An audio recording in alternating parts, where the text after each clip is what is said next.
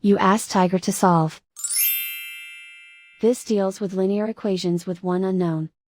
The final result is x equals -4. Let's solve it step by step. Group all x terms on the left side of the equation. Add 2x to both sides. Group like terms. Simplify the arithmetic. Group like terms.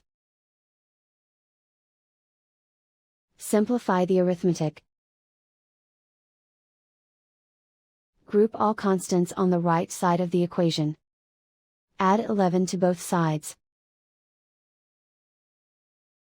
Simplify the arithmetic.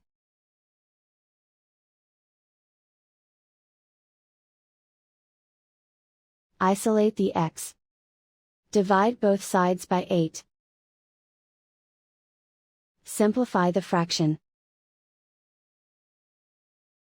Find the greatest common factor of the numerator and denominator. Factor out and cancel the greatest common factor. And so the final result is x equals -4.